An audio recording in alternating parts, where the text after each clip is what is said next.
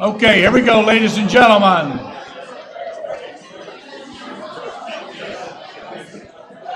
I think we're just about ready.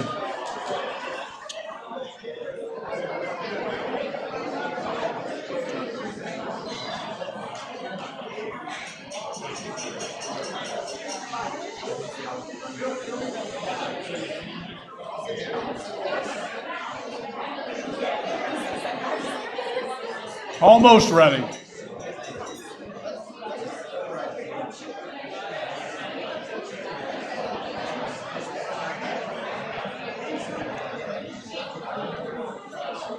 Dick, is it okay? Can we go? Okay, here we go. Let me introduce myself for the 26th time. My name is Stu Eversole, retired district athletic director, retired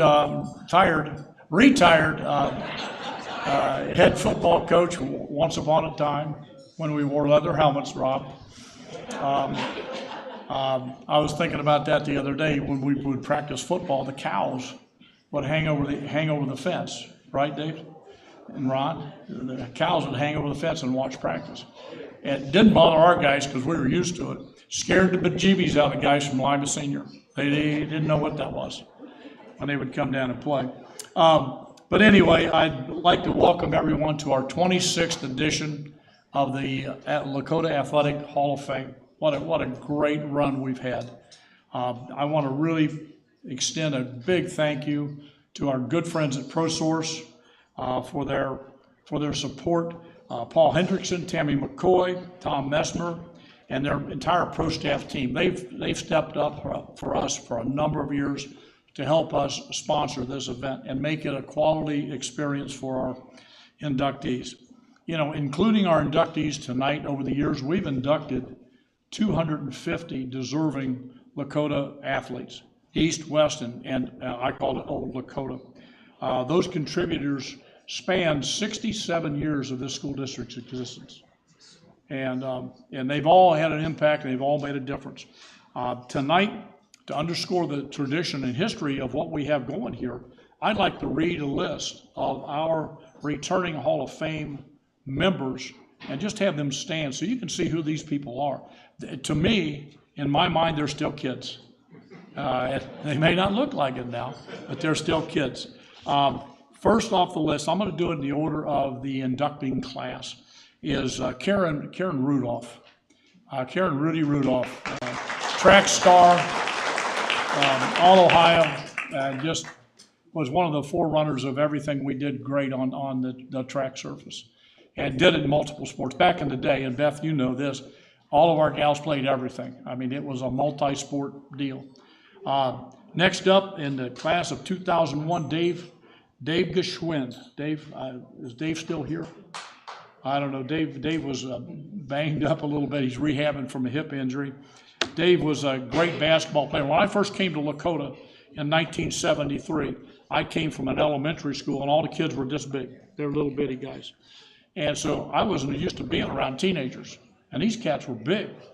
And Dave Geschwind was a great basketball player, and he was the kind of guy that he was open when he cleared the locker room door, and he got all his shots in every night.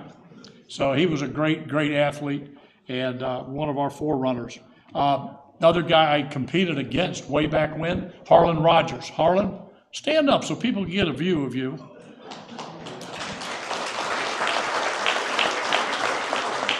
Harlan was inducted in 2001, but the thing I remember about Harlan, I played against Harlan, and we had the old gym, the old box gyms, and the bleachers were right on the floor. You had no end zone seating because they had pads right there. That's how you stopped. You just ran into the wall. And we're down here playing Lakota in the box, and Harlan's down warming up at the other end. He's the biggest thing I've ever seen. He's huge compared to everybody else. And I had my old buddy Wayne, he was our center, and I had to go over to Wayne and say, hey, Wayne, look down at the other end down there. There's Harlan Rogers down there, and you got to guard him tonight. And it really freaked Wayne out. But Harlan was the Butler County Player of the Year way back when. He averaged a double-double all season long. So the man can play some ball. And so we're thrilled that he's here. Tim Works. Tim's the father of sports information.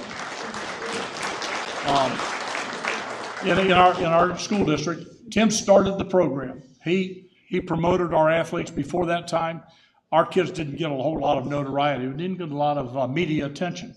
And Tim put together promotional packets, contacted media. He even in the press box on Friday night, he bought Montgomery Inn ribs out of his own pocket to make sure the media guys got there to report on the game. Now, they wouldn't, if there weren't ribs, they wouldn't come. So, but Tim did that, and he laid the foundation for what we have now. And we've got great sports information departments now. Class of 2007, Austin Rhodes. Austin, where are you, buddy? Austin Rhodes, quarterback and football player. Mighty fine at both. And Austin was he's the Springboro athletic director. So we taught him right, I think. So he was all Ohio in baseball and Inquirer Player of the Year. And I remember him in football. I mean, he was a tough son of a gun at quarterback, and played for Coach Cox. And we had some good teams back then. Austin, good to see you, buddy. Jason Lindsay. Jason, way back in the back. Jason was on my freshman football staff when I was coaching.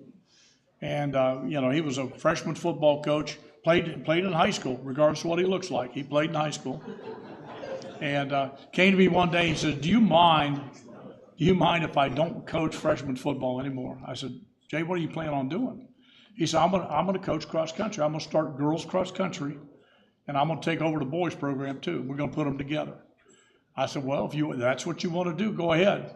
And in 1983, we had a boys cross country state championship. And he thought he liked that so much, he came back in 1984 and had a girls state championship. So he had 2 state champions. Next guy on the list, Doug Perigo. Where's Doug? I talked to Doug earlier. Doug, there he is. Doug, class of 2011, Doug won the GMC championship in the 100-meter dash against all comers at Lakota. And it was a tough race. And Doug eased him out at the end, and everybody was shocked. Well, we knew he was fast. He kicked for us. I dragged him off the soccer team and had him kick. And he could punt, and he could kicked off. And back in the day, you didn't do that in scrimmages live. Coach, we didn't do that. We just punt, and everybody kind of trot around and stuff. And Doug didn't know the rules. He didn't understand the rules about punting and kicking, what the difference was. So we opened up down at Princeton. And in the opening kickoff, Doug's got feet about this big, tiny little feet. But he could boom that ball. And he kicked that ball long and deep. And I'm watching the ball go, and so was Doug. And he's watching that ball. And out of the pack came this giant guy. I mean, I think he went on to play football at Michigan State or something. And he had a dead beam on poor Doug. And Doug's just kind of trotting down the field. And I said to myself, I hope he protects himself. And that guy hit him so hard. And I ran out onto the field with all the training staff. We thought we had a DOA. And I went out there, and Doug can't breathe. And he's gasping for breath. And I'm looking at him. He's got a little bitty helmet, looked like a squirrel in a cage. And I'm looking at him, and he can't breathe. And he said, Coach, he said, I thought they couldn't rough the kicker. I said, no, they can't rough the punter. He said, I mistook that. I didn't listen. I said, okay. Well, he listened from then on. Jim Ruff. Jim Ruff's here. Where's Jim? There he is. Jim was our head baseball coach for many, many years. Was the head strength coach for the Cincinnati Reds. Gave up being the assistant football coach to help Pete Rose set the record. That's what he tells me. He taught Pete Rose everything he knew. Then went on to become our Lakota East athletic director. Won a ton of games, won some GMC titles. But I'll tell you what, he epitomizes the coaches that we have at Lakota. He is a kid's coach. He reached our son when we couldn't even talk to him. We were never right. And Jim could reach him and talk to him. But Jim has had a great career. He's had a definite impact on young people, not only at Lakota, but Lakota East. And appreciate you, Jim. You're a pretty good man.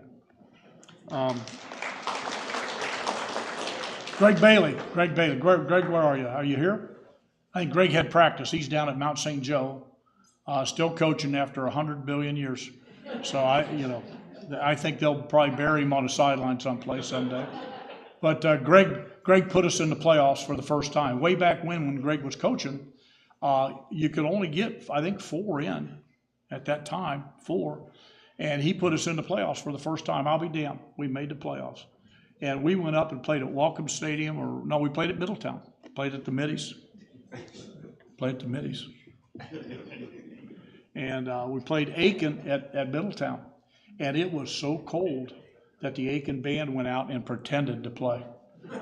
Their instruments froze up. So they pranced around and pretended to play. But by golly, we won that game. We won the playoff game. And that was one of Greg's claim to fame.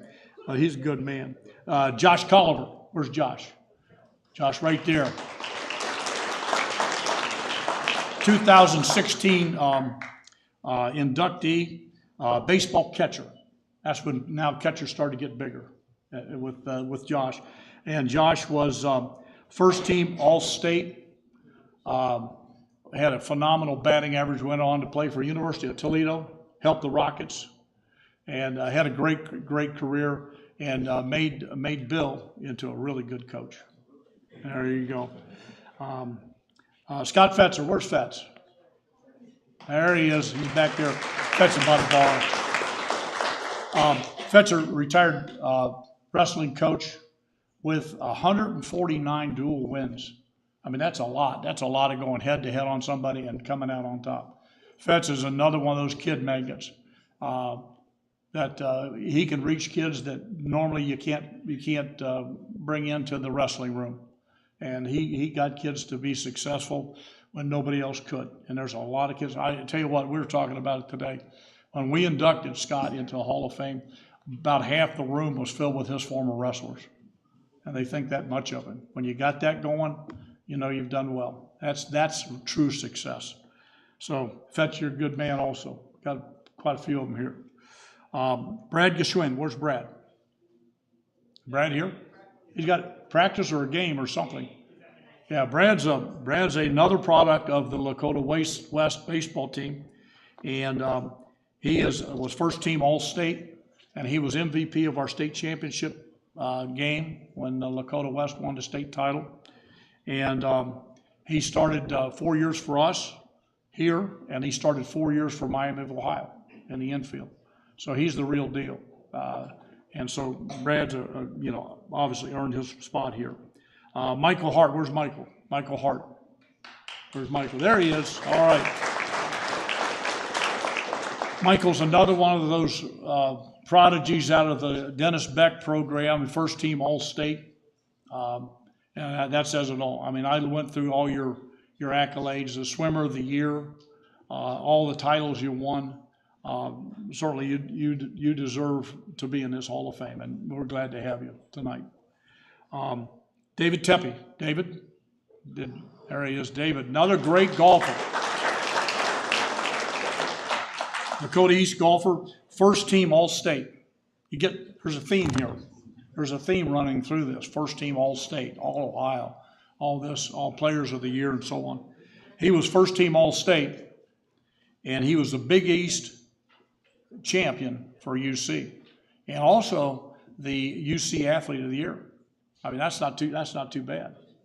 All right, so he's sitting at a table of great golfers right there with Javid and David. Bill Dorton, where's Bill? Bill Dorton, right back in the back.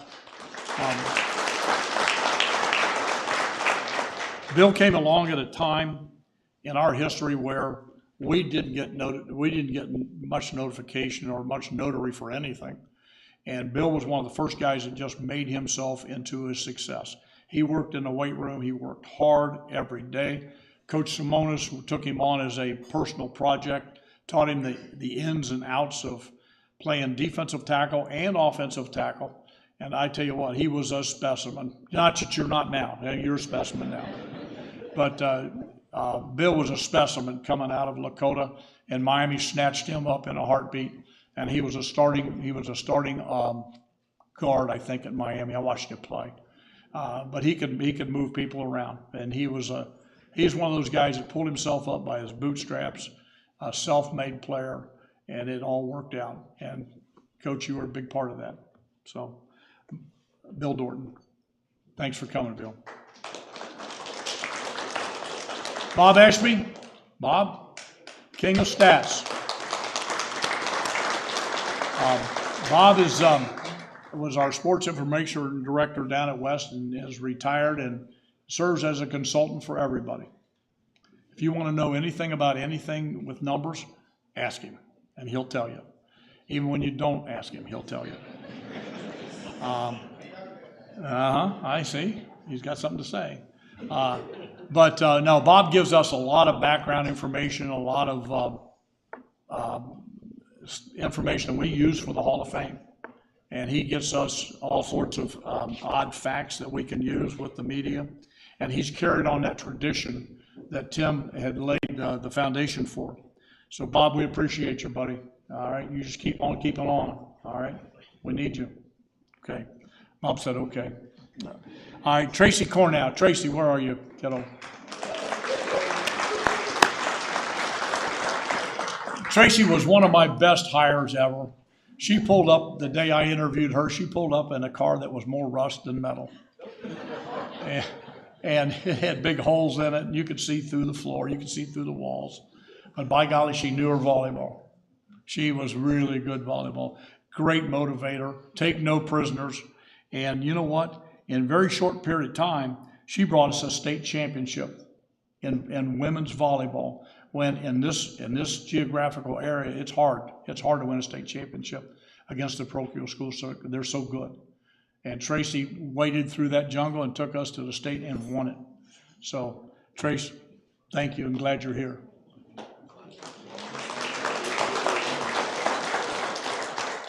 Mike Taylor, former superintendent, former assistant superintendent, former high school assistant principal, former junior high principal. You talk about a guy that climbed up the ladder and explored every inch of this district. He was one of my assistant coaches at the time, and in August practice, he came to him and he said, you know, would you mind if I just didn't coach football this year and became an assistant principal?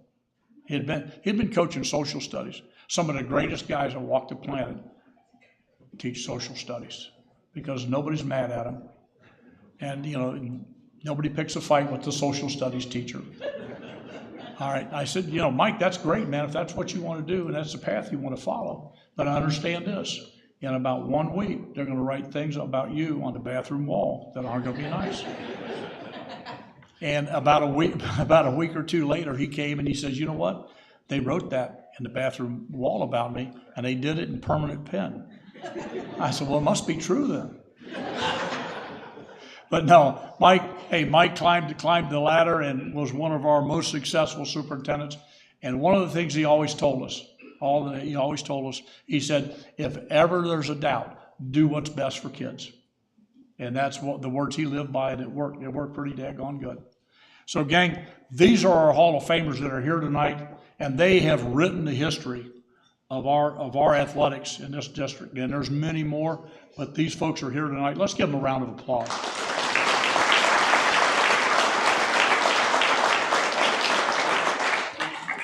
At this time, I know I've carried on. You guys are tired of hearing me talk. We have some special guests I'd like to recognize real quick. And I'd like to thank and recognize our school board members, our school board president, Julie Schaefer, our vice president, our Vice President, Kelly Casper, and board members Isaac Adee and Doug Horton. Christina French is out of town and sent her best regards to our inductees. Wanted to be here but just couldn't make it. Special guests from our Lakota leadership team. We have our superintendent, Ashley Whiteley. Ashley. Assistant Superintendent, Rob Vogelman. Our treasurer and our COO, Adam Zink's our treasurer, and our COO is Chris Massage. We work closely with those guys in athletics, and they're both attending a conference in Columbus. So we miss those guys. I think we have two of the best athletic directors in the state of Ohio. I mean that. Lakota East Athletic Director, Assistant Principal Jill Myring. Jill. And lurking back in the back someplace is Lakota West Athletic Director, Assistant Principal Scott Kaufman. I just admire their work, and they do a great job. Also attending tonight is Luke Cornelli. Luke, Assistant AD down at West. All the dirty work that Scott doesn't want to do, Luke gets. But we also have Dan Hyland, SID Lakota East. Ron Spurlock, Assistant Superintendent Emeritus. Where are you, Ron? Okay. Ron and I had, back in the day, we had a lot of dirty jobs we had to do, and dealing with some of the things that we'll write books about later from Lakota. But Ron's a good man. He moved all over the district, hotspot to hotspot to hotspot, because he had a great personality, stick his thumb in the dike, and keep us from getting overwhelmed. Did a good job. Personality is everything. To recognize our leadership in our high schools, Matthew McFarlane, Lakota East. Scott Lehman, Lakota West Principal. And Lakota West Principal Emeritus, Dick Hamilton. Over the years, one of our strengths, and I can only look at this from decades and decades at Lakota. Like I said, I came here in 1973. One of the true strengths of our program over the years has been our coaching staff, how dedicated and committed they are, and how well they work with kids. It's not necessarily about wins and losses, it's about relationships. And coach to coach, coach to teammate, teammates to teammates, the whole package. It's all about together. And that's what we're really good at. And we've done really well that way. And I would like all the coaches in attendance tonight to stand up. All the coaches. If you've coached, stand up. Daggone. Come on. All right. Good deal. All right. This is the only time they're bashful. The only time. All right, now, I'd like to recognize one special coach right now that's retiring after 28 years as a head coach of our swim program. He handled East and West together, had a staff, and nobody drowned over all those years. And we did really, really well for not having our own pool. And we competed against the folks that did. And we had numbers of guys that went to the state championships and did really well. Like Mike and so on. And Dennis Beck is leaving us after 28 years. Dennis, stand up. Job well done.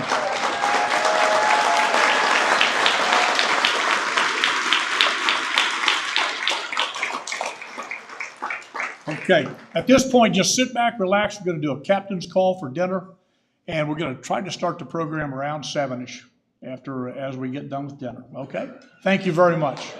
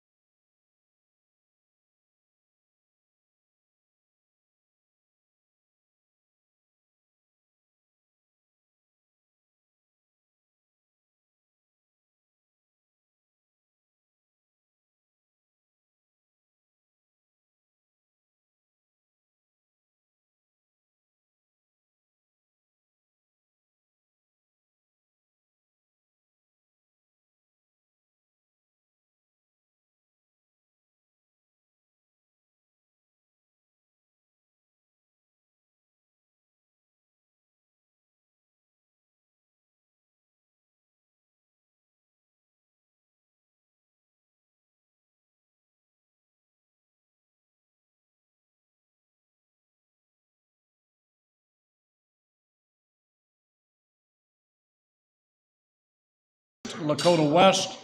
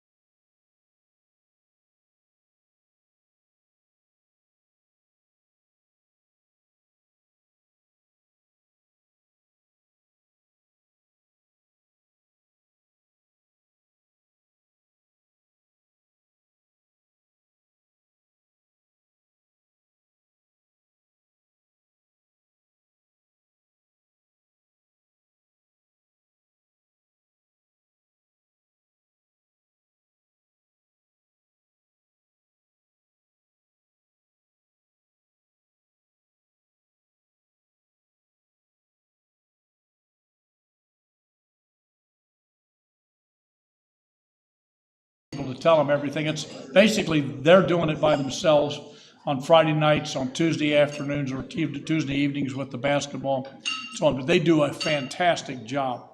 And we have with us tonight Nico Stallenwerk, Alex Dufek, and Andrew Odell from the West Broadcasting Group. And they do a fantastic job. In addition to that live streaming, and it's on YouTube. They had to explain that to me because I wasn't really sure what that was. Only thing I know about YouTube is it fixes stuff. When you get stuck, you can fix stuff on YouTube. But they're gonna stream it live, and you go to Lakota West Student Broadcasting, and under there there'll be several options, and look for the Hall of Fame event, and it'll be there. They're going to share that file with their counterparts at Lakota East as well. They've got another great group that broadcasts games. So, and I think that's a huge plus. It comes out of our Butler Tech program, and those kids are some of them are preparing for a career in media, and we've got some guys doing it right now. Each inductee tonight will receive a commemorative coin that was designed by Michael Barger, a 2011 graduate at Lakota East, and it's got East and West on it. It's got old Lakota on it, but it's got a mesh of all those programs on it. It's a really good combination coin.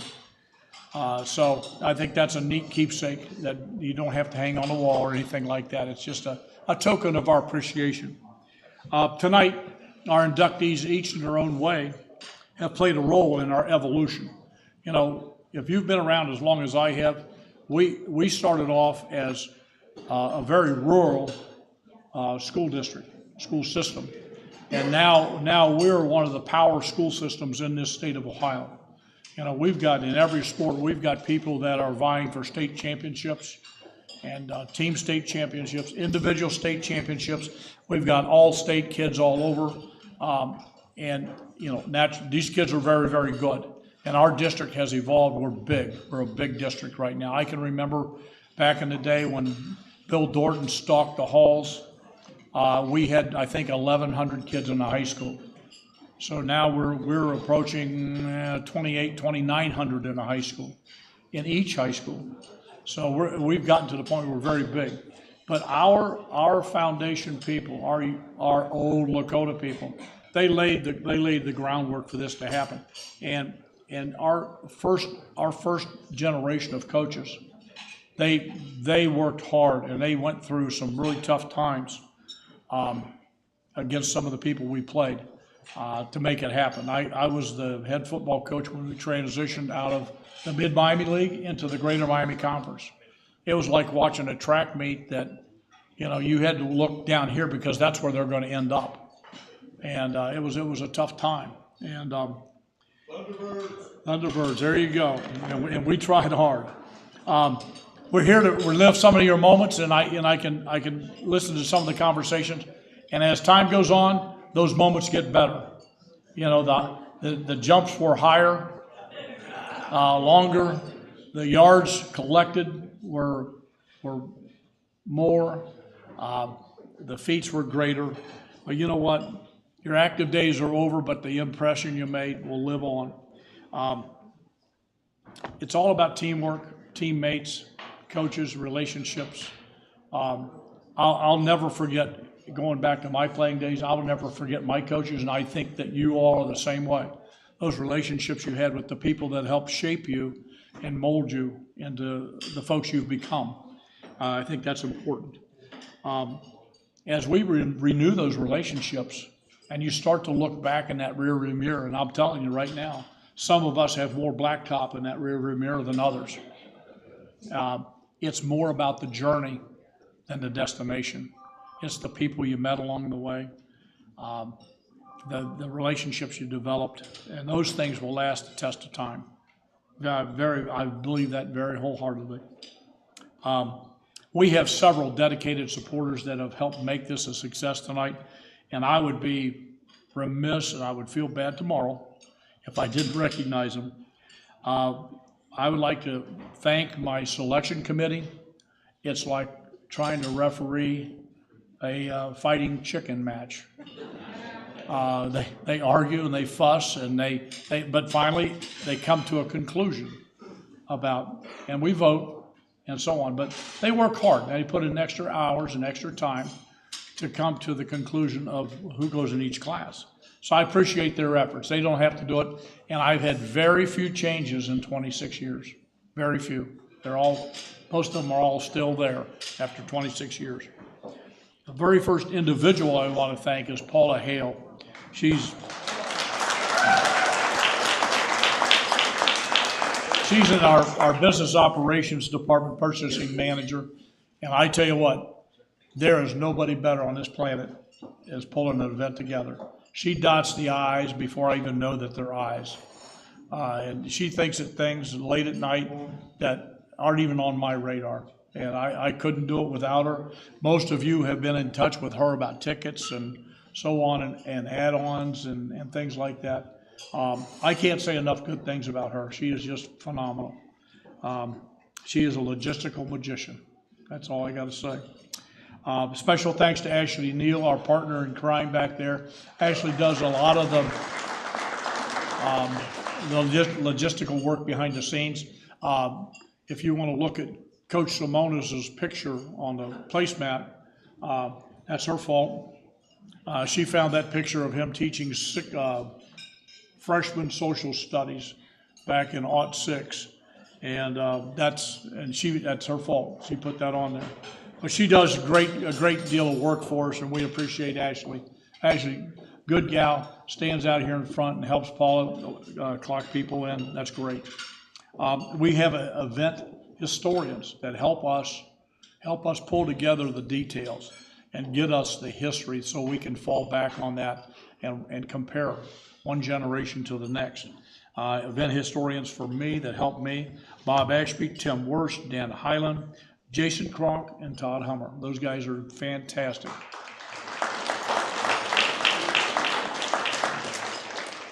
We have lots of supporters in our community that value the concept of our traditions and what the athletic experience can bring to our Hall of Fame. I'd like to recognize our sponsors and thank them personally from here for what they do for us and the quality of event they let us produce. Our corporate sponsor, our event sponsor, is ProSource Technologies, and that's Paul Hendrickson, Tammy McCoy, Tom Messmer, and his entire pro staff group. Thanks, Paul. Thanks, guys. Appreciate you. Been with us for a number of years, and they give Lakota a lot of support behind the scenes. They've been with Lakota as long as I can remember, and been a prominent player for us in many ways, not just the Hall of Fame. Gold sponsors, Beacon Orthopedics and Tri-Health Network. They're the official healthcare providers for Lakota Athletics. Dr. Peter Chaw and Dr. Tim Kremchek are the medical directors for Lakota East and Lakota West, respectively. Appreciate those guys. Let's give those guys a round of applause. like to give a big Lakota tip of the hat to Mike Goldman. Mike had to step out for the March Madness basketball event that he has his hands on every year. But Mike steps up every year as just a community member and to play a role and sponsor, be a gold sponsor in our Hall of Fame event, because he knows and he understands what athletic means to all of our inductees in our community. Mike Goldman. I'd like to say thank you, big thank you to the Hellsinger family, Impact Fleet Services. They're all sitting here at these two tables. The Hellsinger family's played a prominent role in our athletic program from way back in the day. I was telling Beth and Dave and Jim, getting old. Senior moment, I'm allowed that, you know, their brother Ron, that if we took all the varsity letters that the Hellsinger clan has won in their time at Lakota, old Lakota, it might be in the close to 40 range. I mean, they played everything and they were good at everything. And so they played a role in all of our varsity sports for a long, long, long time, and they were a great family for Lakota. Glad to see them back.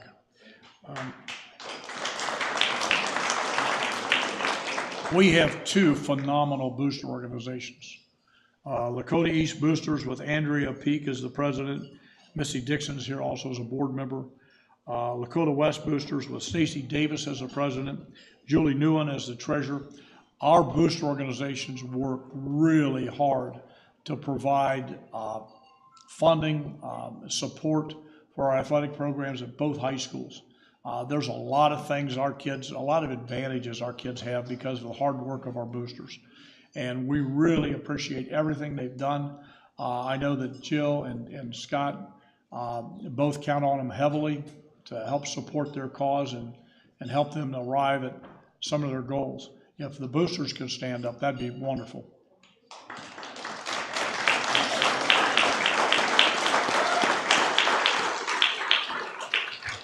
And they work hard for all the kids, which is a wonderful thing. Next young man, and I use that term loosely. Next young man is Brent Phelan from Phelan Insurance Agency. Brent has been phenomenally supportive to us as a school district, as an athletic program, and the Greater Miami Conference. There isn't any time I need something, I don't go to Brent, and he says, just point me in the right direction. So Brent, we appreciate everything you do for us, and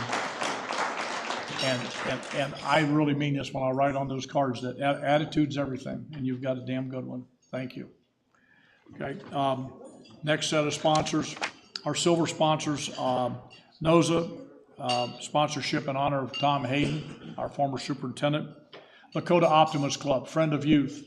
They've been a silver sponsor, a table sponsor for the Hall of Fame for 26 consecutive years.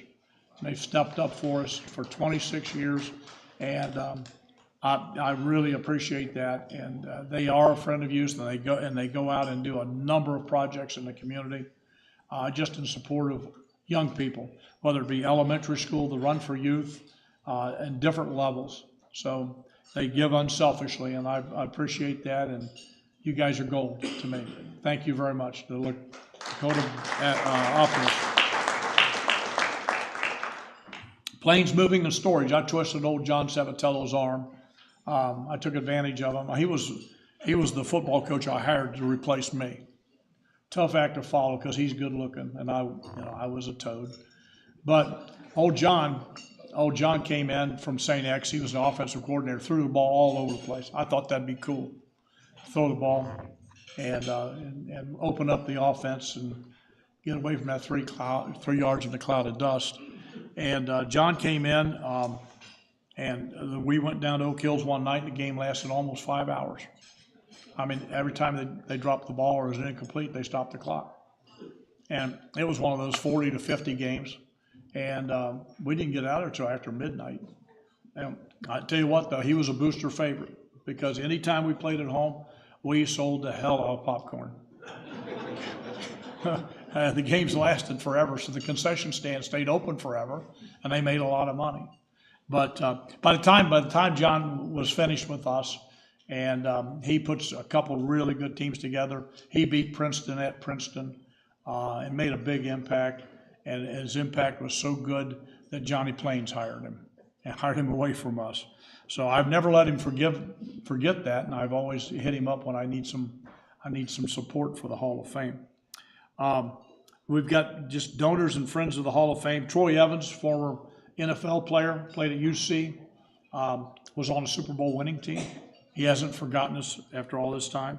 Cindy Feldman, back in the old days, was the head basketball coach at old Lakota and soccer coach, coached at Lakota East. Jeff Gotze, one of the foundation runners in our cross-country program. Dave Geschwin and Jane. The Moats Group is the organization, the company that puts in our turf, and they've made a real difference for us. You know, way back when we didn't have turf, and we ruined uniforms playing in the mud. We would have to throw out complete sets of uniforms because they got muddy and we couldn't get them clean. We got Moats to install our first 2 fields. And after that, it's been a community changer. We've been able to bring so many people into our stadiums and have experiences from Friday night all the way through Sunday with the youth teams, soccer, lacrosse, all those. They're in the stadiums now, and it's because of the Moats Group supporting us and helping us. Good bunch of people. Harlan Rogers, my buddy, old Harlan Rogers. He never forgets us, the Tower of Power from Butler County days. He doesn't forget us, and he always supports the Hall of Fame. Jeff Ross was our first 7-foot high jumper, anti-gravity. And back in the day, now you think this is crazy, back in the day, most people did the Western scissors kick over the crossbar, which could get you hurt, if you know what I mean. But Jeff came up with this new idea. He'd been watching some film someplace and came up with this thing called the Fosbury Flop, where he went over backwards. And I'll be daggone if he wasn't our first 7-foot high jumper, the Fosbury Flop.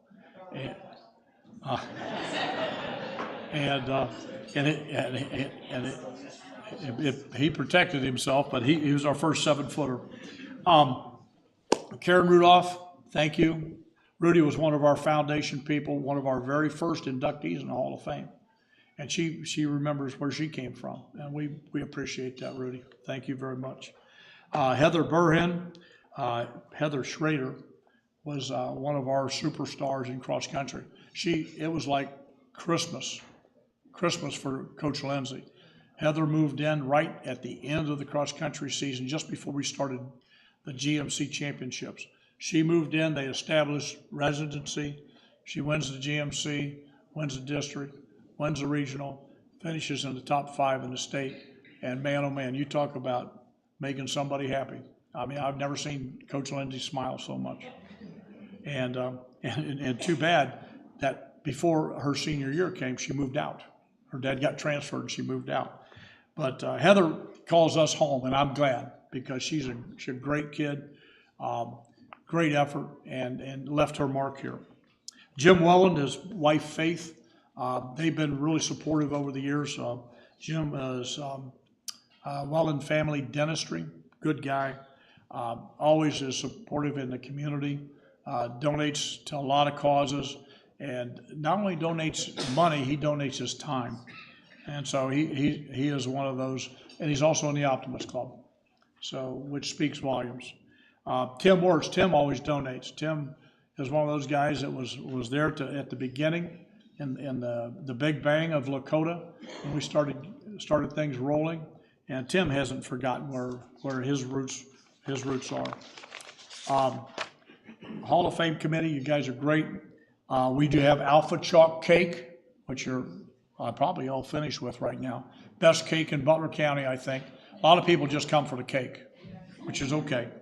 The Lakota Community Relations Department, Betsy Fuller, Lauren Betcher, Cindy Zanies help us get things on the website as far as our Hall of Fame's concerned. Lakota Service Center, Buildings and Grounds, Matt Smythe and his crew, they set up the stage. They dig the stage out of mothballs. They guaranteed nobody's gonna get killed, and they set it up for us.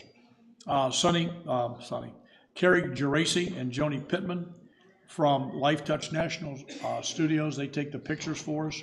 That's a gratis deal, so they do that for nothing, and we appreciate that. Carrie takes a ton of sport pictures for Lakota. Again, thank you to the Lakota West Student Broadcasting Group. You guys are great. We called them on Tuesday to see if they could do this. Pulled a rabbit out of the hat, and here they are. Nico Stolenwork, Alex Dufek, and Andrew Odell did a fantastic. We'll see how good they do when I look at the tape. Weatherington Golf and Country Club, Jessica Bolecker, Ashley Luth, and their team do a great job of putting on this event for us. And they are a class organization, and we appreciate it very much. At this point, I want to introduce this evening's Master of Ceremonies. For decades, he has served as the voice of the Lakota East Thunderhawks in a wide variety of settings. So without further delay, ladies and gentlemen, I present to you the voice of the Thunderhawks, truly a Lakota man for all seasons, Mike Ballard. Here you go, Mike.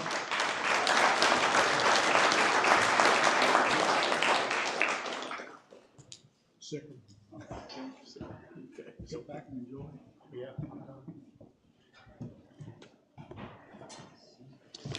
Thank you, Stu. It's good to be back for another year.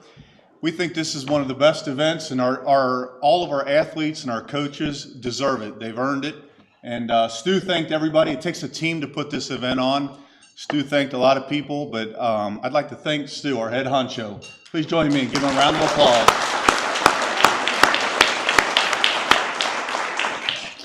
Stu, I'm sure those who are about to be inducted, their friends and their families, all appreciate this evening. I do have to say one thing, though. So I announced football, too, and some other things, but and we have some good food at the spreads up there in the press box from time to time. But Dan, our SID, the bar has been raised. We're expecting Montgomery in next year. This evening, we have 9 more to induct into our Hall of Fame, and let's meet them. Ladies and gentlemen, we are honored to introduce a Lakota East golf legend, Aiden Jed, Lakota East class of 2008. From his very first tee shot as a Thunderhawk, Aiden demonstrated a level of excellence that immediately set him apart. As a freshman, he stepped into the number 2 varsity slot, showcasing his remarkable poise and skills.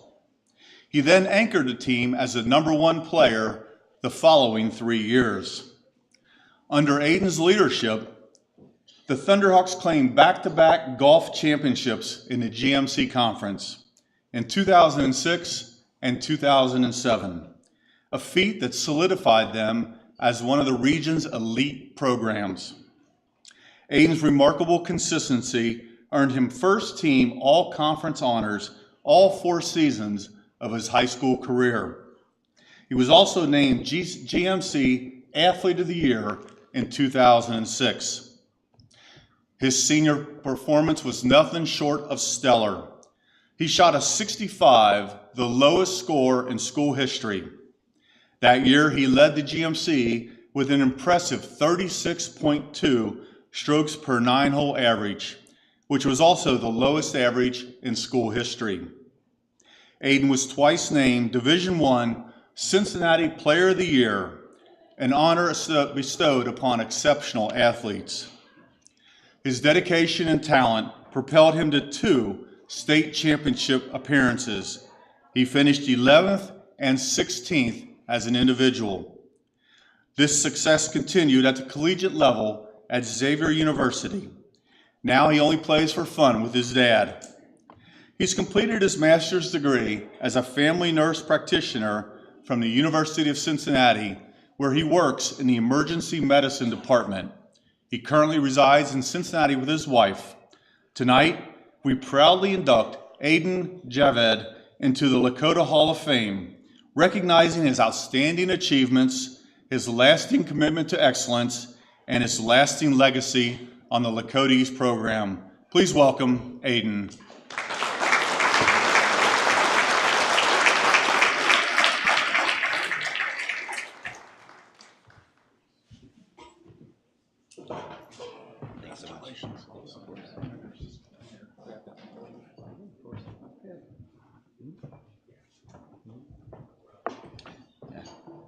Thank you all for coming tonight. I really appreciate it. I know in today's age, we have every single episode, every single TV show, and every single movie available in our living room. So the fact that everyone coming out tonight, I really appreciate that. I know for me, it's tough to get out of the house some days, and especially on this beautiful day. I appreciate everyone coming out, and it's truly an awesome event. I'm my first time here, and I hope to come back many, many years. And I want to thank everyone who helped put on this event. It takes a lot of work to put in an event like this, and everyone to show up and send out the invites. And I know in my experience, everything was very streamlined, and everything, it has gone off beautifully here. But it's pretty cool to see people that I went to school with and names I recognize, and to be part of that list as well. I know playing golf in the past, high school days, we were out here. And so I have a lot of really cool memories of this place specifically, just us hanging around the putting green, the chipping green, playing golf. And I know for me especially, I have a lot of memories that are sort of sectioned off into different parts of my life, and to sort of have an intersection at this point where, all those years ago, hanging out here, and my friend David Tepe, I haven't seen in many years. He came out tonight, and didn't tell me, and just showed up. He was like, "Hey," I was like, "Oh man, it's super cool." But it's cool to sort of have those different parts of life sort of crash together. And I want to thank everyone for showing up, making this a special night, and it's great. I love it. Thank you all.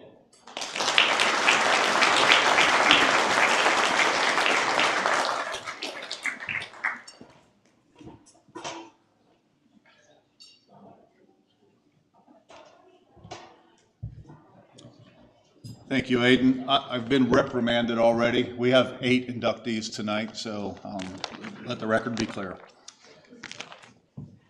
Ladies and gentlemen, we are here tonight to celebrate an extraordinary athlete, a pioneer in women's sports, a true embodiment of dedication and excellence, Beth Hellsinger, Lakota class of 1982. Beth excelled in not one, not two, but 3 varsity sports at Lakota High School: soccer, basketball, and softball. Before the widespread recognition and publicity that the girls' sports enjoy today, Beth was a foundational player, a trailblazer who laid the groundwork for future generations. Her tenacity and athletic prowess shone in every competition.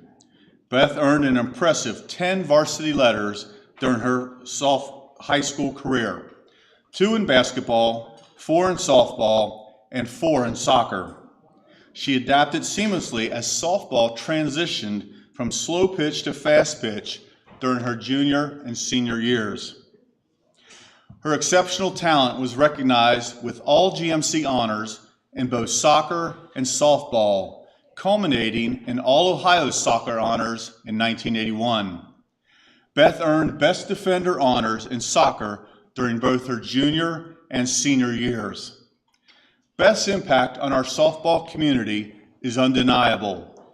She was inducted into the Butler County Softball Hall of Fame as well. Beth's athletic journey continued beyond Lakota as she proudly served our country in the United States Air Force. There, she continued to excel in both softball and soccer. Her accomplishments included playing on the Air Force softball runner-up team in 1982 and being selected to the Military Airlift Command All-Star Team in 1986, 1990, and 91. Her dedication and skill culminated in her selection to the Air Force All-Star Team in 1991. In soccer, she coached and played for the Fayetteville Blues women's soccer team, leading them to a state championship and 4th in the Nationals in 1991. Beth was also awarded the governor's highest award for her extraordinary volunteer efforts with the North Carolina State Senior Games. A retired veteran of the United States Air Force, Beth also served with the Cape Valley Fear Health System as an exercise physiologist and EMT. She currently resides in Fayetteville, North Carolina. Today, we celebrate Beth Hellsinger, not just for her athletic achievements, but for her pioneering spirit, her dedication to excellence, and her service to our country.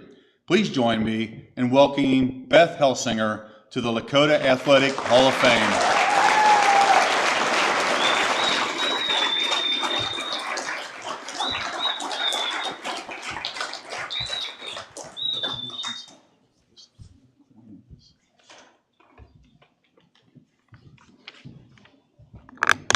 See if I can get this down to my short stature here. First and foremost, I would like to express my heartfelt gratitude to Stu and to the Hall of Fame Committee for this recognition. It has given me time to reflect and reminisce about friends and coaches and the fun times we've shared. I'm reminded of my friend and teammate Karen Rudolph, a Hall of Fame previous inductee who you've heard about. And we shared countless memories together, including our light-hearted competitions over yeast rolls at the buffets during away games. It's hard to imagine how we managed to play our best after those meals. Another great athlete and teammate, Wendy Martin, is here, and we were always finding trouble together, and thankfully she kept me out of a lot of trouble. My passion for sports was fostered early on, growing up with 3 older brothers, all athletes as well, and an incredibly supportive dad who was an athlete, sports fan, and coach. As many of you may know, he served as a principal in our district and was a coach in every sense, shaping not only athletes but also students' lives with his positive, forgiving, and firm guidance.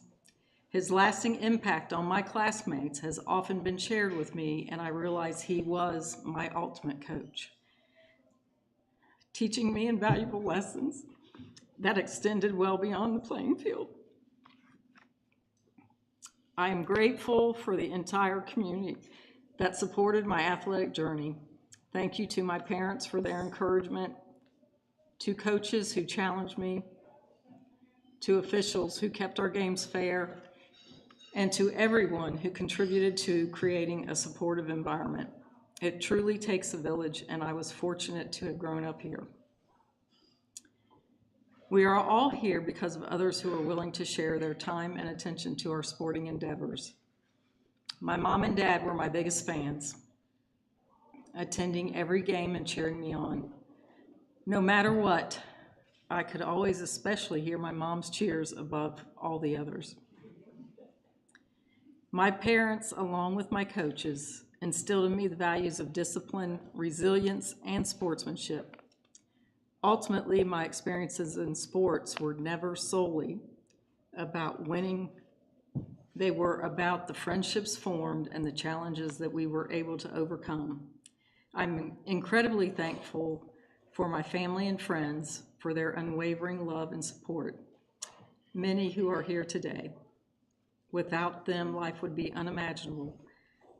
Thank you once again for this wonderful honor.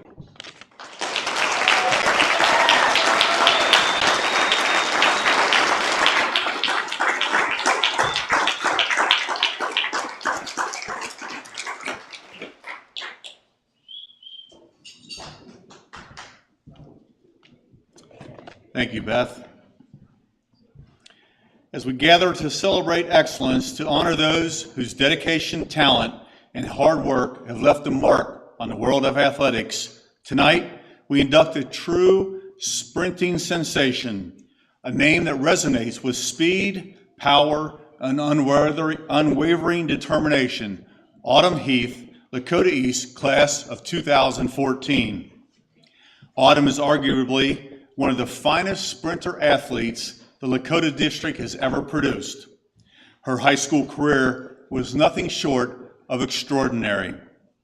In 2014, she blazed her way to the Ohio State Championship in the 100-meter dash with a blistering time of 11.83 seconds. In that same meet, she secured runner-up spot in the 200-meter dash with a time of 23.99 seconds. That same year, she also claimed a 60-meter state title at the indoor championships. Autumn's dominance extended far beyond single victories.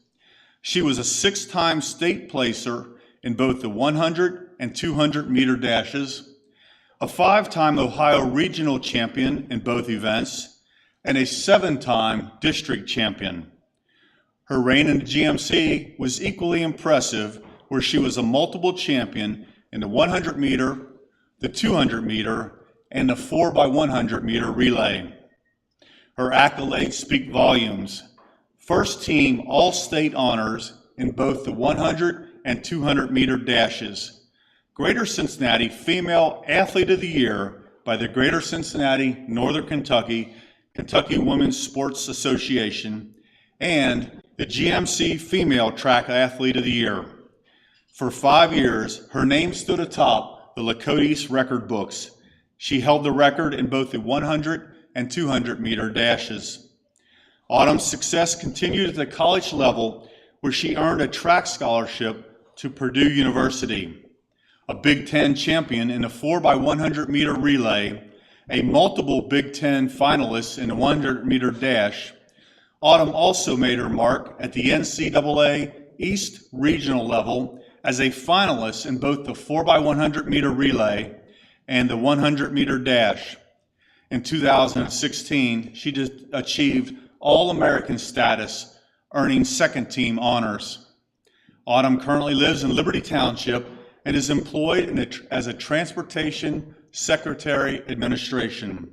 Tonight, we celebrate not only Autumn's remarkable achievements on the track, but also her dedication, perseverance, and the inspiration she has provided to countless young athletes.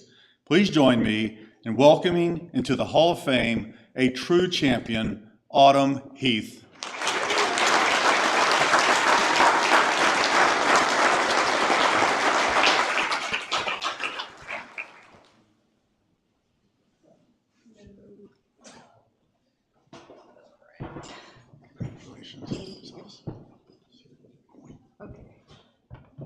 So guys, I'm very nervous. I'm not good at public speaking, so I'll try my best, so bear with me.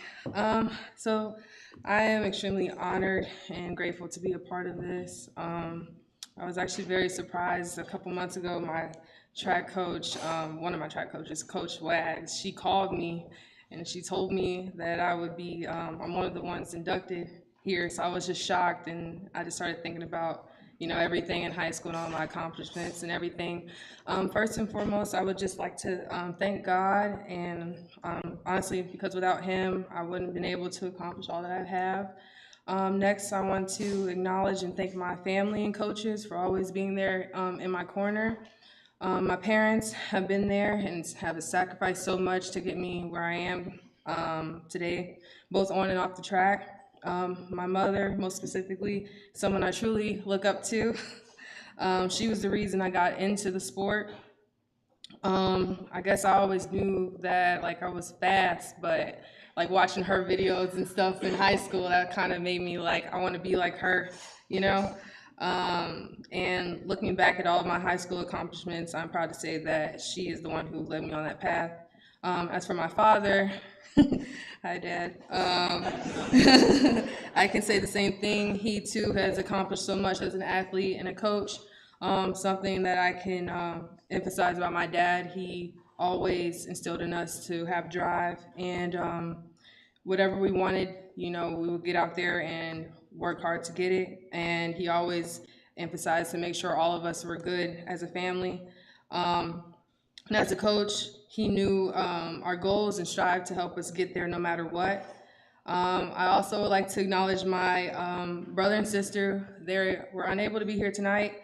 They're also college athletes as well. I just want to say we are each other's biggest fans. We always tell each other that.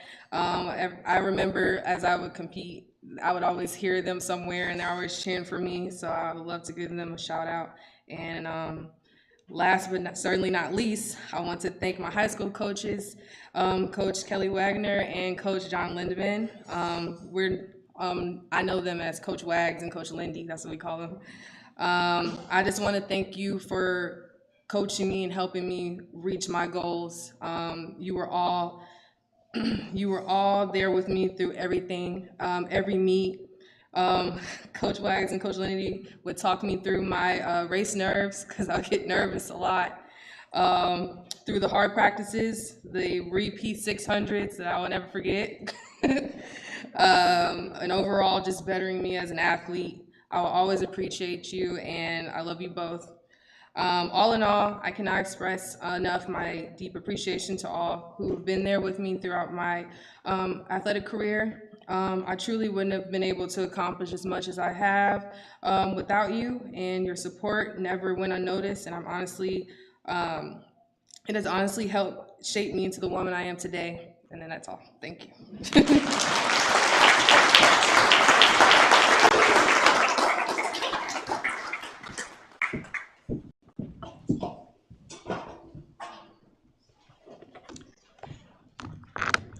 Thank you. Our next inductee this evening is Bill Dressback, Lakota West baseball coach, 1998 to 2015. From the program's inception in 1998, Coach Dressback established a standard of excellence that continues to inspire. A former Ohio University athlete and a Cincinnati Reds draft pick, he brought his passion and expertise to the Firebirds, leading them for 18 remarkable seasons. His record speaks for itself, an astounding 347 wins with just 169 losses. That's a winning percentage of .627, the highest in Lakota district history, and not a single losing season in those 18 years. 5 outright GMC titles, along with 1 shared title. This stands as a testament to his consistent dominance, earning him 6 GMC Coach of the Year awards. But Coach Dressback's impact extended far beyond the conference. Under his leadership, the Firebirds captured 7 district championships, 2 regional championships, and reached the pinnacle of Ohio high school baseball with a state championship in 2007. The following year, they returned to the Final Four, further cementing their place among the nation's elite, earning rankings as high as 6th in the country by USA Today. More than just wins and titles, Coach Dressback developed countless young men, sending numerous players onto collegiate and professional careers. Bill and his family reside in Bellbrook, Ohio, and he continues to teach physical education at Hopewell Junior High School. Tonight, Coach joins the many athletes he coached into the Hall of Fame. Please welcome Coach Bill Dressback.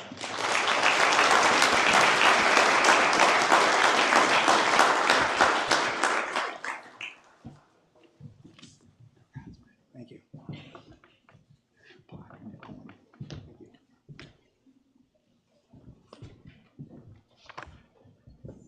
Thank you all very much. I want to thank the Hall of Fame committee. This is a first-class event, as evident by what you see around you, and they put a lot of effort and time into it, and I definitely want to thank the Hall of Fame committee and the entire group that puts this together. I would also like to congratulate the other inductees that are here tonight as well. This is a tremendous honor. This Hall of Fame is filled with so many great Lakota athletes, so many great Lakota coaches, so many great Lakota community people. So congratulations to those inductees. You know, when I first got the news that I was going in the Hall of Fame this year, I sat down and I kind of thought about what I might say. And as I was thinking, the more and more I thought about it, the more I realized that this should be a very easy speech to make, because it boils down to just a huge thank you speech. because there are so many people that contributed to the success of Lakota West baseball. It wasn't just one person. It was never just one person. It was a collection of a group of people moving in the same direction. And I guess my name was on it, but without the help of many, I would not be here tonight. And so I have a lot of thank yous to give out tonight. My faith is very important to me, and I'm thankful to God for the many blessings that I've had in my life, both on the field and off the field.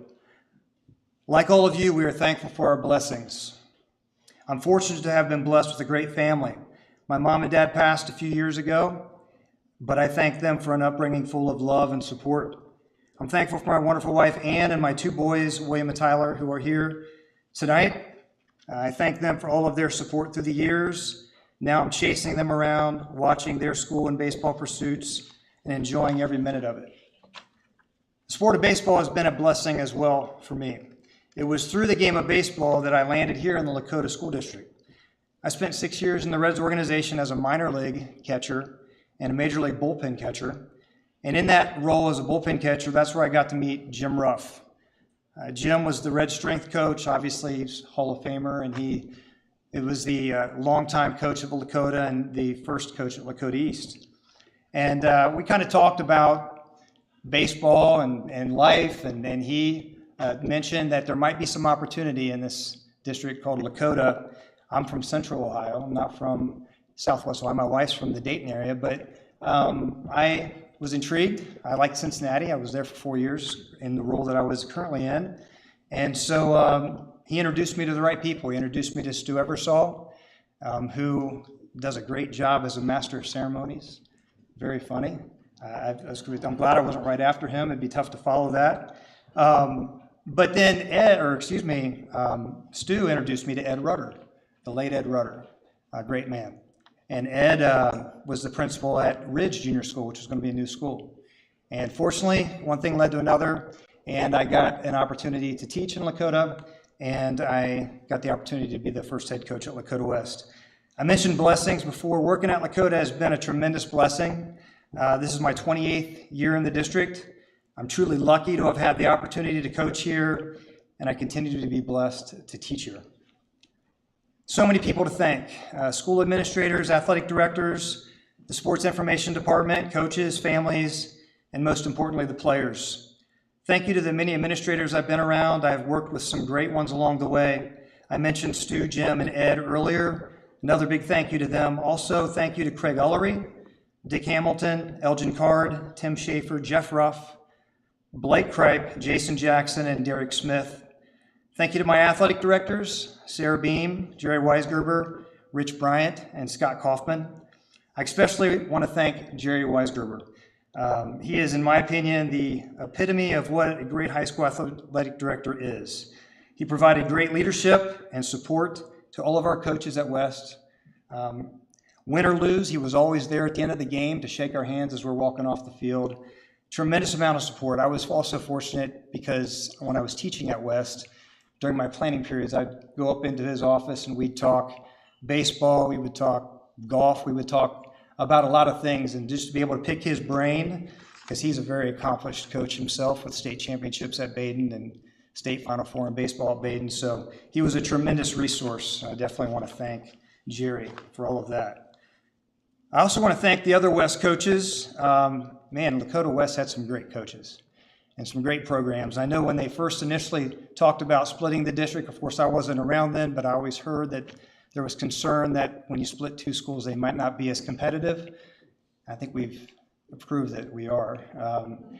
And to this day, our boys basketball team going to the state Final Four. So it's a great district and some great coaches that I learned from, coaches with much more experience than me at that time, still probably. But Larry Cox, Scott Fetzer, Mike Mueller, Andy Fishman, Dennis Beck, Tracy Cornell, Keith Kastner, Steve Cummins, Rob Cooper, Tara Kalkoff-Schaefer, so many great coaches there at West. It was easy to see why there was some success there, and it was great for me as a young coach to learn from them. I want to send a thank you to also Tim Worst, Bob Ashby, Jason Cronk, Todd Hummer, Darren Walters, and the rest of the sports information department. I mentioned how Lakota is first class. These guys do a great job promoting our athletes to all those in and outside of the district.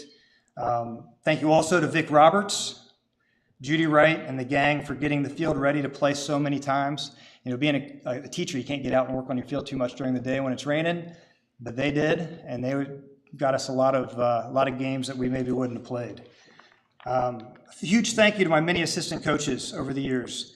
These guys are like family to me. I greatly appreciate their help in building our program, and most importantly, I thank them for their friendship. Jeff Ruff, Austin Rhodes, Brett Treherne, Lance Green, Jerry Weisgerber, Derek Smith, Paul Phillips, Rusty Hubbard, Michael Bruce, Pat Swan, Matt McFarland, Jerry Reeder, Jeff Hanna, Dwight Malloy, Greg Vatter, Tim Stedham, Gary Robbins, Don Johnson, Richard Brumfield, Will Brumfield, and Tim Huffman, and I probably missed a few, I hope not, but a lot of great coaches there. But I want to expand on one of these guys just a little bit. When I first got the West job, my first hire was a 22-year-old right out of Wright State. I hired Jeff Ruff. Heck, I was only 27, so we were both pretty young, and neither one of us had much coaching experience, certainly no head coaching experience. But we teamed up to build the Lakota West program from scratch. We were both full of energy and willing to put in the time to give us a chance at success, no guarantees, but a chance. I should also thank Teresa, Jeff's wife, because early on there, I used to call Jeff at all hours of the day and night, and I know it had to drive her crazy, but I would call just to talk baseball, so I appreciate her patience. I could not have picked a better person to be partnered with. He has a passion for the baseball, and he does a great job at connecting with players. He was with me for 10 years, the first 10 years, culminating in our state championship in 2007. And the ironic thing about Jeff and I is that 28 years ago, he worked for me, and now I work for him because I teach in the building that he is the principal of, Hopewell Junior. So thank you, Jeff. Appreciate you. As much as I appreciate Jeff, I think he would agree that the biggest thank you has to go to the ones who have had the most influence on the outcome of a game. In my 18 years of coaching at West, I have not once scored a run or got a hit to win a game. Players is what it's all about. I was extremely blessed to have so many great players play for me. Players who were vested in our program, players who believed in what we were doing, players who wanted to be the very best that they could be and were willing to put in the time to make it happen. I had the best seat in the house as I watched these guys perform for 18 years. These players led us to great heights as a program. I'm forever grateful for the effort and dedication that they gave to our program. I thank them for a great ride. Now, one of the most rewarding things for me is catching up with former players and seeing their successes in life, learning about their careers and seeing pictures of their families. I still talk to, there can be a special bond between coaches and players. I still talk to my high school football coach from 35 years ago. So it's a definite chance for a great bond there. Some of my former players are in attendance tonight, and I thank you all for being here. You guys and many other former players are the biggest reason, really the reason, that I'm up here, and I thank you. Before concluding, I want to give a shout out to Coach Brad Geschwin. I know he's not here right now. He was a great player for me and for this program, and he's coaching the current edition of the Fiber baseball team, and they're off to a great start. They're unbeaten. Hopefully they're getting a win tonight against Hamilton. I'll be rooting for them as they continue. I again want to thank the Hall of Fame committee. I'm truly honored to be included in such a prestigious group. Thank you very much.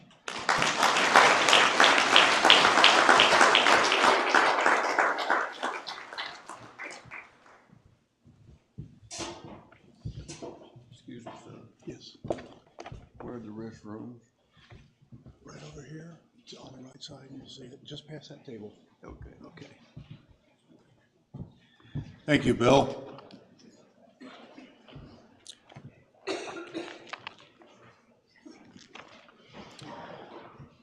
Next, we celebrate the exceptional athletic achievements of Elizabeth Tabor, a 2009 Lakota East graduate.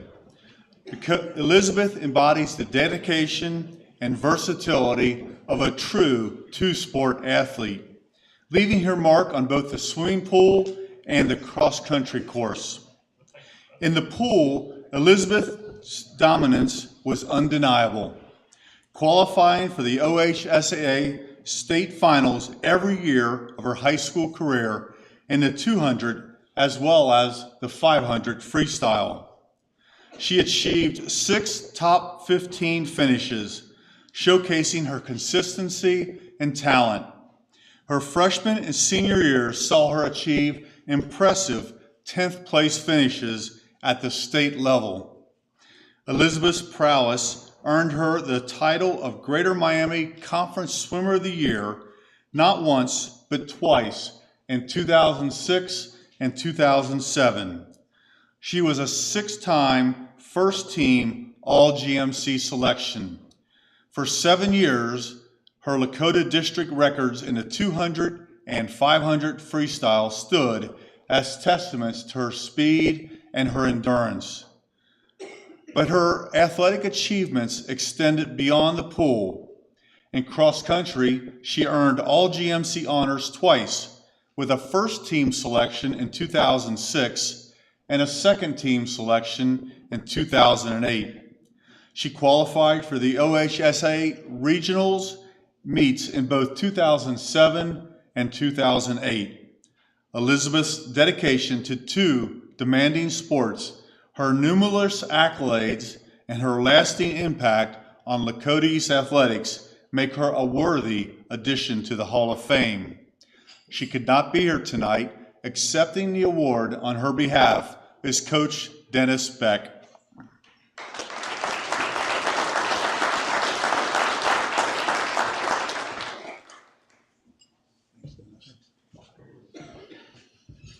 Good evening. I found out Liz wasn't going to be here a little bit earlier today when Stu contacted me.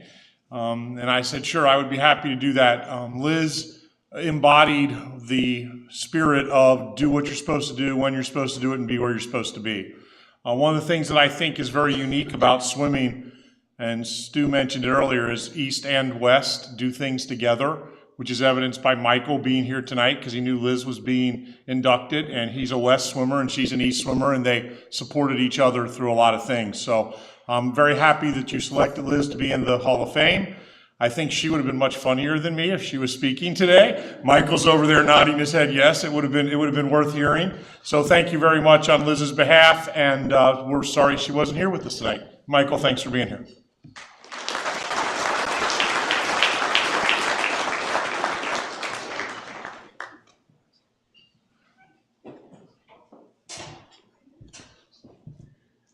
Thanks, Dennis, for filling in at the last minute.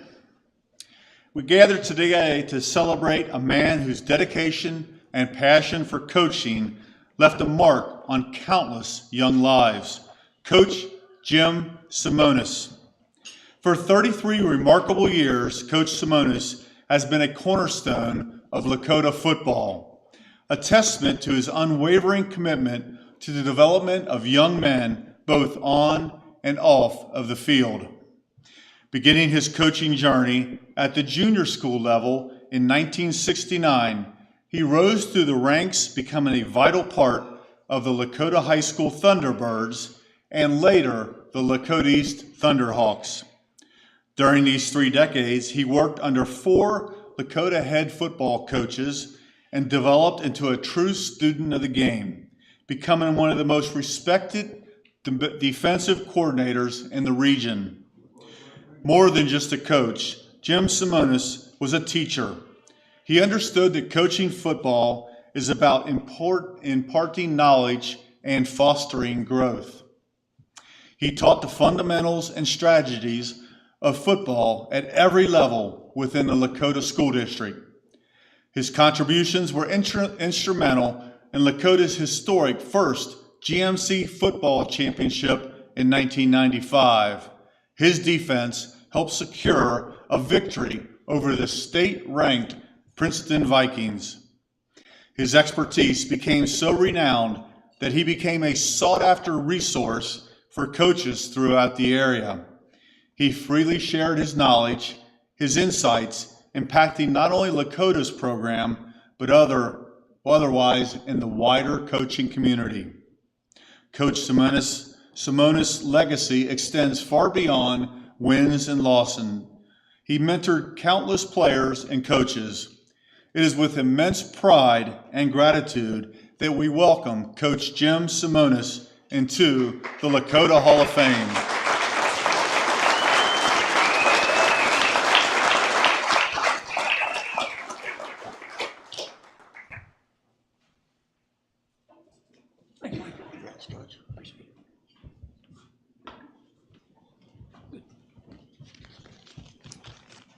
Thank you all for coming here this evening.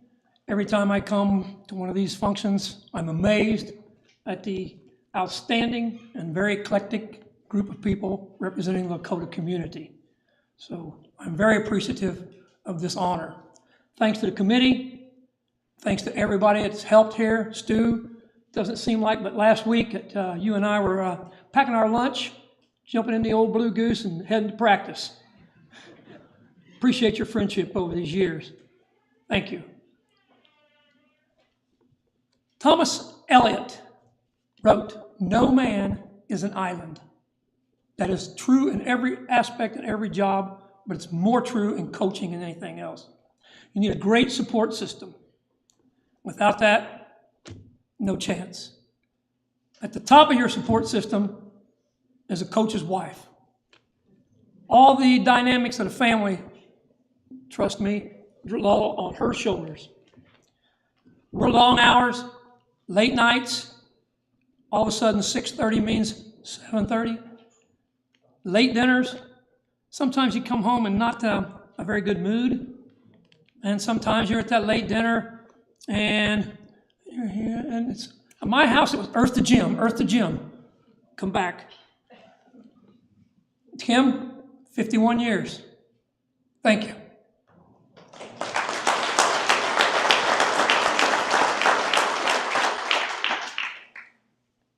Over 50 some years, it's kind of hard to stand up here and thank thousands of players, hundreds of coaches. So it's going to kind of take a little bit of a journey, and we'll wind up right back here. So in 1969, 21 years old, coming right out of college, I'm the head coach at Lakota Junior High School. Well, Lakota Junior High School wasn't finished, still under construction. No locker rooms. To make matters worse, there weren't enough uniforms for the players. Times were different. Gave them a coffee can, they went out, collected money from the community and bought some uniforms. Marty Baumhauer was the head coach at Lakota starting in 1969. Got to know him pretty well because I pestered the heck out of him. I wanted to be a head coach. That's all I wanted to do was coach. Now, Lakota Junior School is now Creekside Elementary, or Creekside Childhood Center. There was no connector. It was just Lakota Junior School and the high school. We didn't have summer practice in the junior high, so I would go to the varsity, coach there, pester them, learn. Then we had a short, in those days, junior high season. After the season, walk across the parking lot, pester them again, try to learn some stuff. Junior high coach for 2 years, and then Marty was gracious enough to move me up to the varsity. And I told him I wanted to be a head coach. I said, I need to learn how to coach the offensive line and defensive line.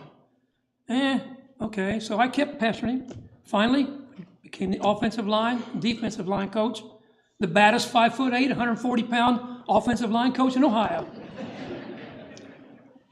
Eternally grateful to Marty. Took me under his wing. I was young and single. I just wanted to coach, as I said.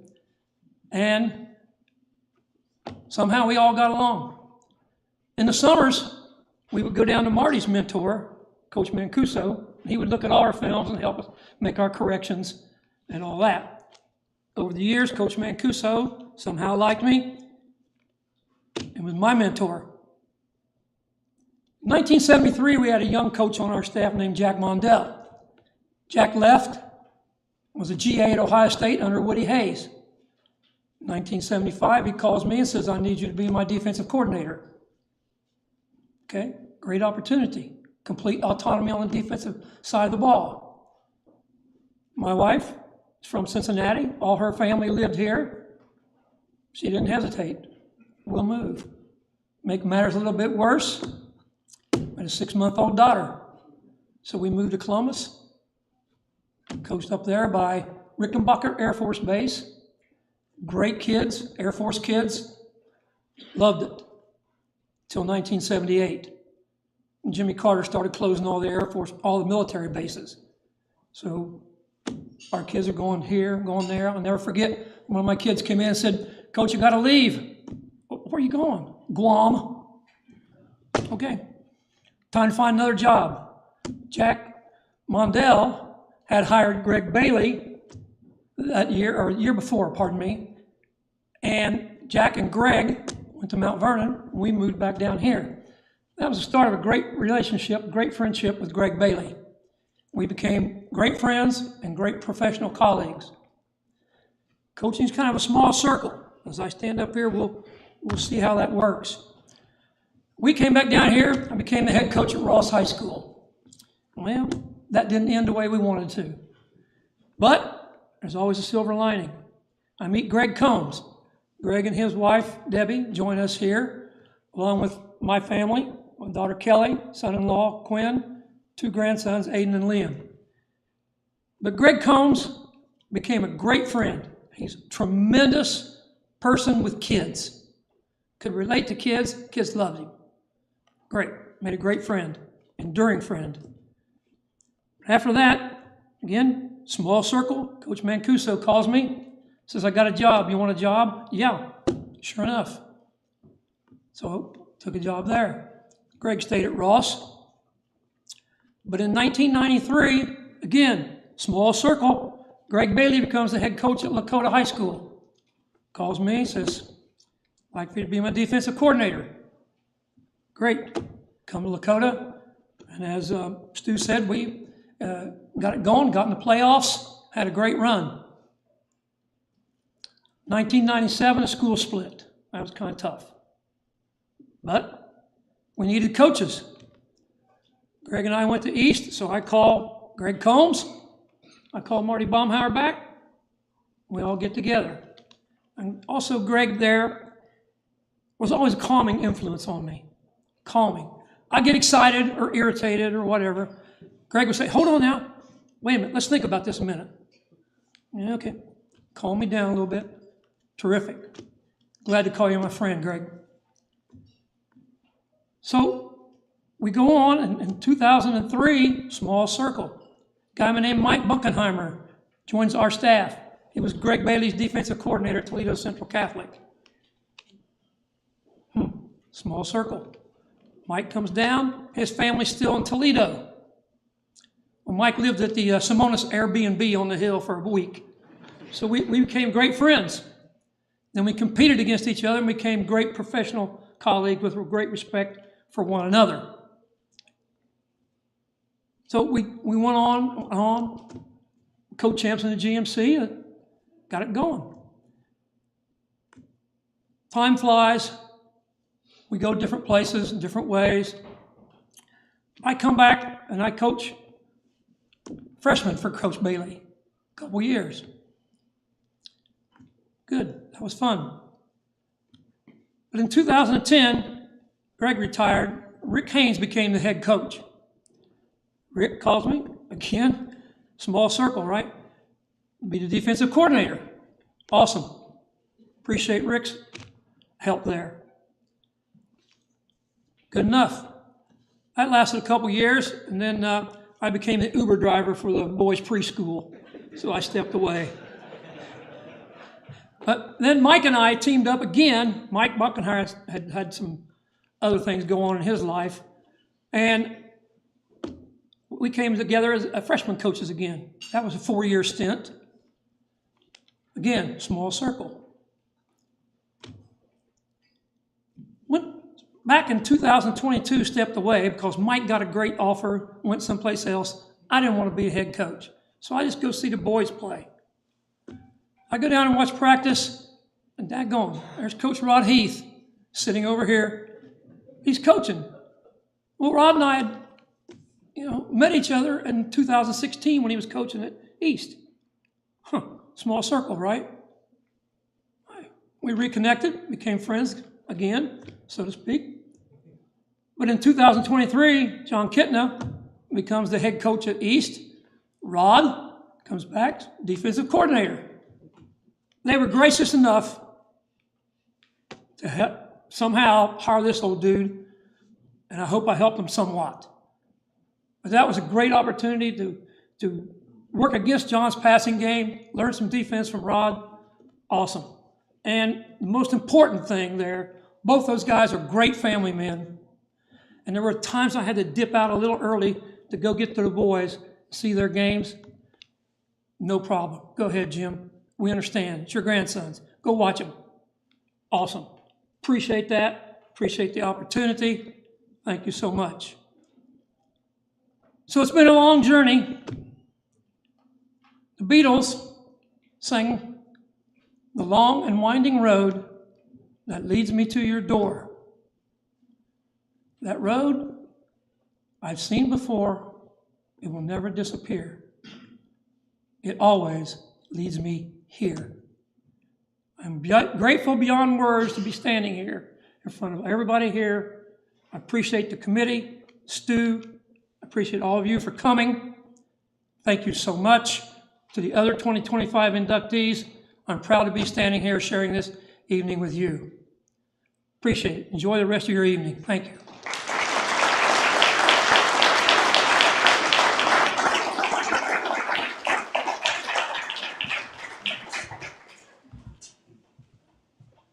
Thank you, Coach. Tonight, we celebrate another athlete, Malik Grove, Lakota West, class of 2014. In a district that has seen its share of remarkable competitors, only 4 male athletes have achieved the rare feat of earning 10 or more varsity letters. After a 50-year gap, tonight, we honor the 4th to join this exclusive fraternity. He amassed those 10 letters across 4 distinct sports: football, bowling, basketball, and track. This remarkable versatility speaks volumes about his dedication, athleticism, and unwavering commitment to excellence. But Malik's achievements extend far beyond simply accumulating letters. He was a true scholar athlete, earning GMC all-academic honors an impressive 8 times. On the gridiron, he quarterbacked the Firebirds for 3 seasons. Twice, he earned first-team all-conference honors.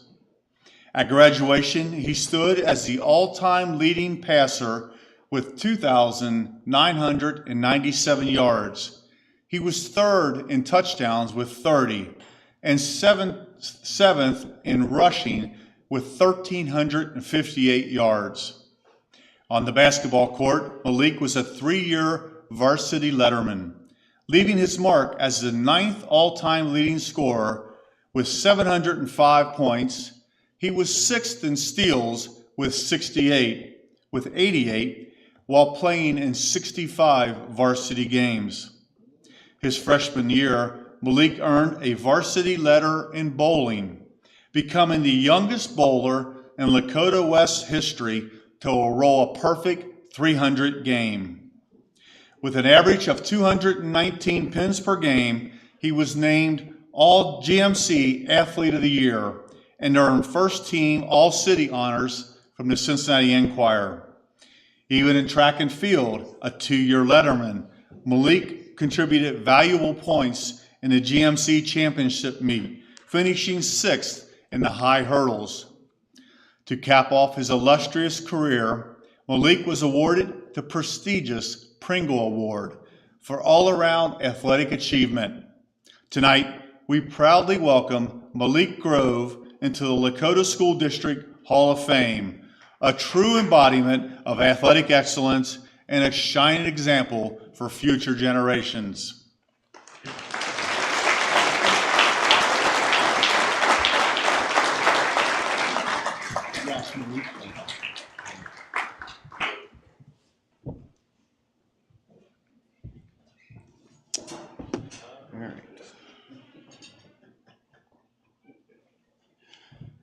All right, I want to thank everybody for taking the time this evening.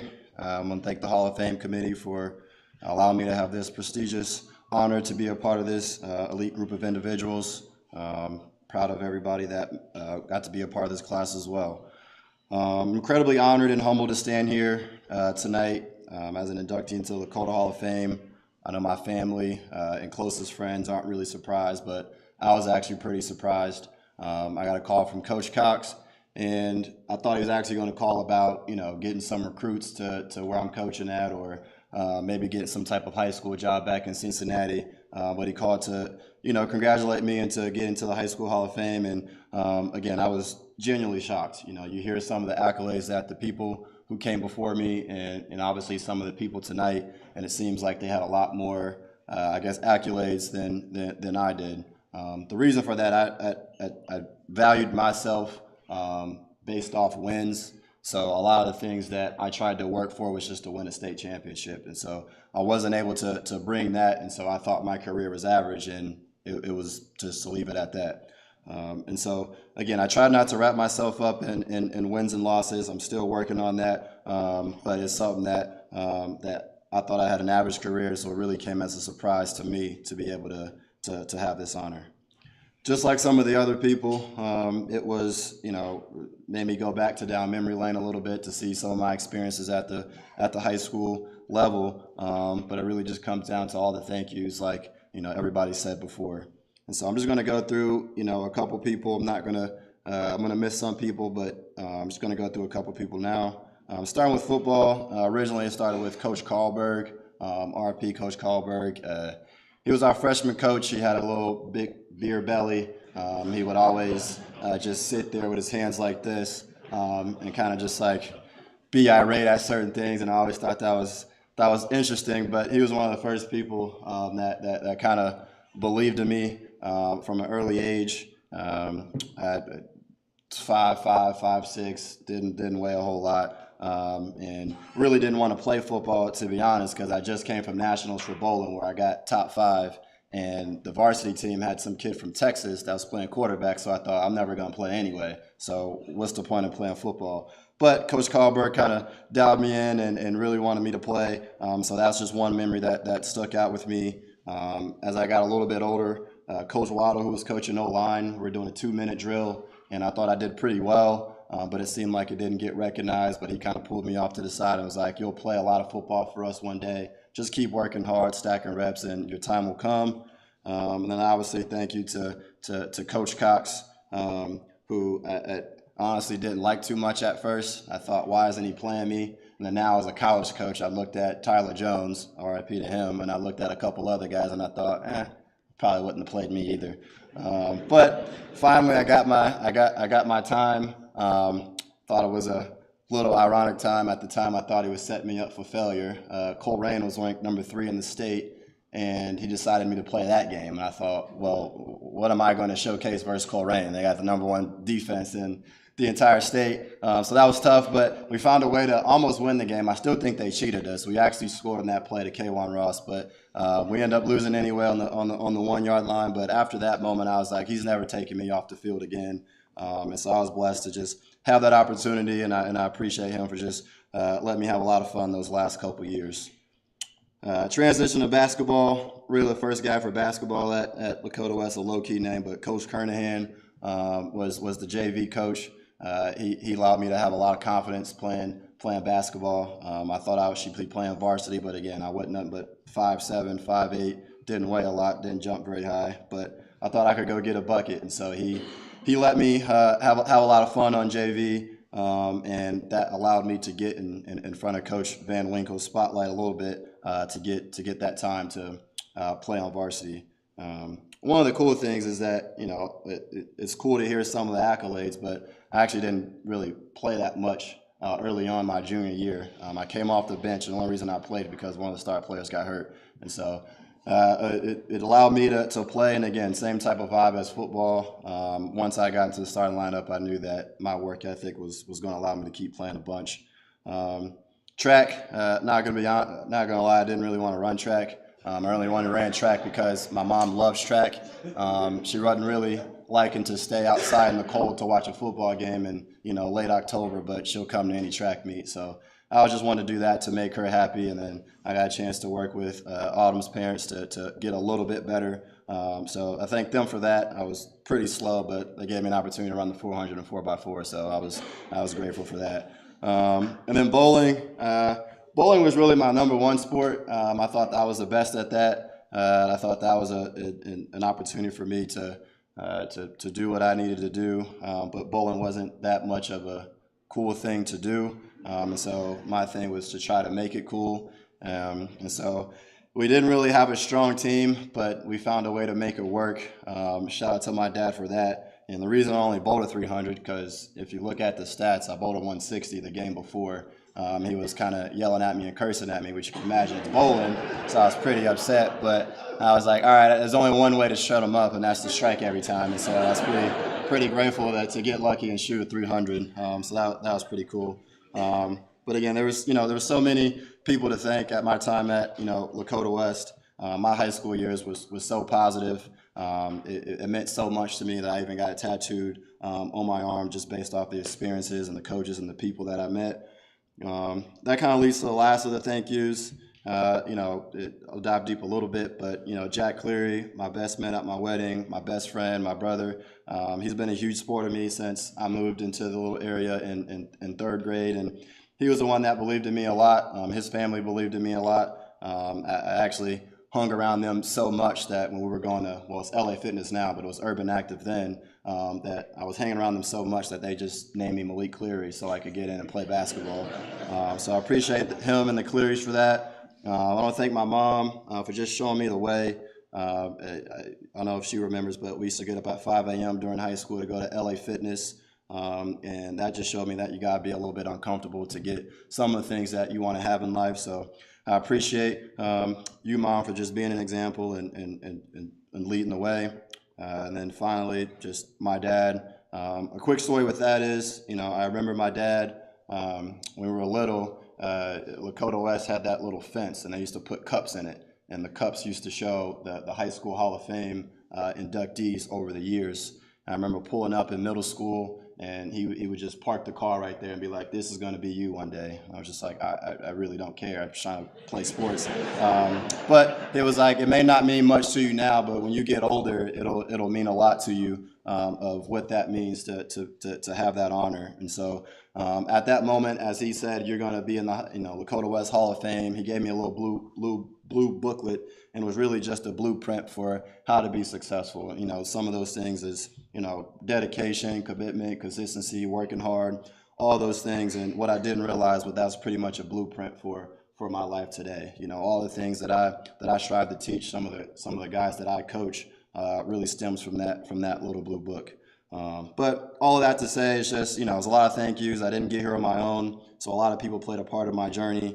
And I was super grateful to just have to be afforded this opportunity and those experiences at that time period of my life.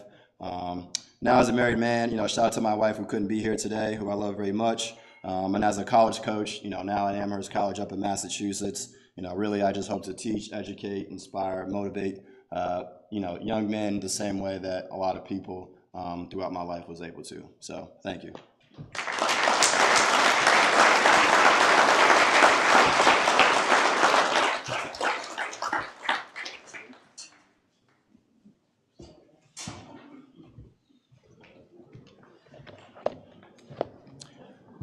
Tonight, we celebrate a wrestler whose dedication, consistency, and sheer volume of competition have etched his name into the Lakota wrestling history. Ty Davis, 2011 graduate of Lakota West.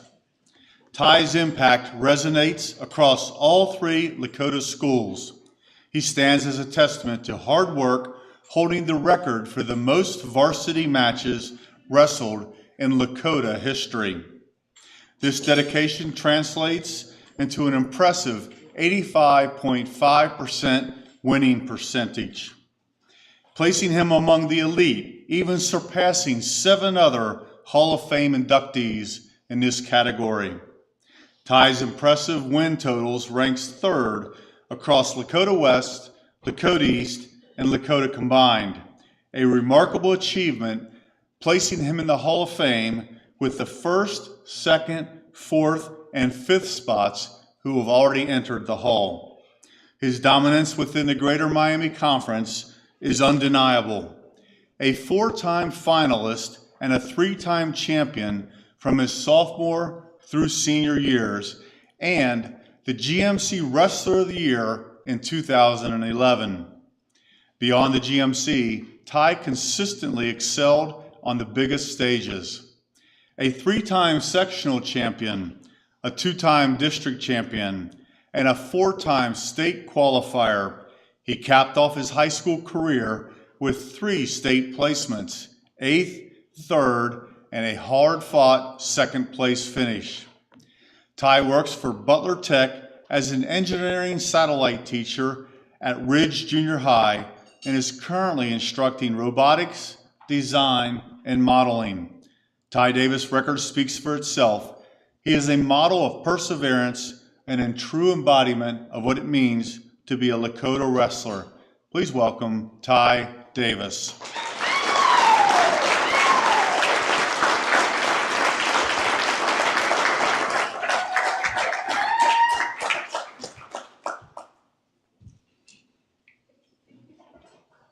Thanks, sir. Appreciate it. Hi, y'all. Thanks for coming out tonight. If no one's told you, you look wonderful. I want to say thank you for all the other inductees for going before me so I could gather myself in the back over there. But it's an incredible honor to be put by all these names that are on this list. So many accolades, so many accomplishments, so many letters won. I was a one-sport athlete, had 4 letters, and when you hear about some of these others, you kind of feel a little bit of imposter syndrome when you see your name up with these people, especially we counted tonight, me and Mr. Grove. There are 12 Lakota wrestlers in the Hall of Fame, and I make 13. And if you take those guys at their peak, competing for Lakota, and make a lineup out of those guys, I would put that lineup against anyone in the country right now. I've wrestled Pee Wee all the way through college, coached Pee Wee all the way through college, so I know a bit of the national scene. And there have been some incredible wrestlers that have come out of this area, and it's really cool to be a part of that group. And it's really cool to have my name etched next to theirs because they're all older than me, so these are all the guys that raised me, and I looked up to them, and it was really cool to be a part of that. But wrestling, it's a one-man sport. You're out there in the middle of a gym, in the middle of winter, in spandex by yourself, in front of your family competing, and it'd be easy to take a lot of credit for all that. But I think one thing that a lot of the inductees tonight touched upon is the incredible community that is Lakota and all the coaches. Bill touched on it earlier, the coaches at Lakota West were top notch. And one thing that me and my dad, we talk a lot of wrestling, that we reflect on a lot of what made this area and this school district such an incredible wrestling area was that not only did we have a big village of people to lead us and help us grow, but everyone was good people, just salt of the earth. Everyone that you ran into, from teachers to coaches to our administrators, our school counselors, so many teachers that I had that were in here tonight and coaches that are in here tonight, and they're just all incredible people, and I have the honor of working with them now. I have to start out by thanking my dad. Without him, I don't know if I would have found the sport. It was his passion first that he gave to me, and it only made me better for it. But I don't know if I would have walked down the hall and saw a padded room full of sweaty people doing hand-to-hand combat and been like, I want to do that. But after years of work, he was one of the best tacticians and wrestling minds I've ever seen. And his ability to scout and game plan, it was top notch. And I mean, this guy drove me to Fargo, North Dakota on an engine that was probably missing a cylinder and 2 tires that were ready to pop, and hustled the whole year to raise enough money for me to be able to go to that tournament. And we had some big wins out there, and it was a lot of fun. Also, I have to thank my beautiful mother. Such a chaotic sport, so much time in a gym. She'd be in there 12 hours reading a book at the top of the stands, knitting scarves for her coworkers as Christmas presents. And no matter how crazy it was, I'd be able to go up there, see a smile, get a snack, come back down a level, go back out there and get after it. And without that, it wouldn't have been possible. I also have a big chunk of my family here. They drove down from Findlay, Toledo, Dayton. I just always had an awesome support system that I'm extremely thankful for. back to the coaches that I had: Fetzer, Kessler, McMenemy, Klassner, Simpson, Old Man McIntyre. Just all great people, like I said, that gave me so much, drove me everywhere. I mean, literally cleaned up my blood, and then pat me on the back and threw me back out there. And I definitely wouldn't be where I am today without them. And it's an honor to be able to work with them today. Thank you. I hope you all have a great night.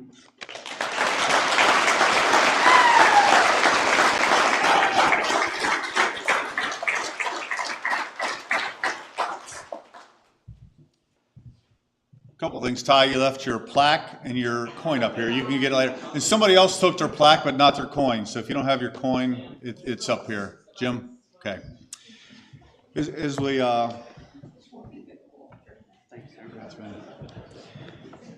As we wind up, on behalf of the families, the teammates, the coaches, and the fans that are here tonight, thank you to all of our newest Hall of Fame members. Tonight has been a real treat, just as it was years ago when you were on your respective fields of competition. As we close, we would encourage you to stick around and share some time, share some stories with all of our guests. And now, before they ride off into the sunset, can we give this group one final collective round of applause?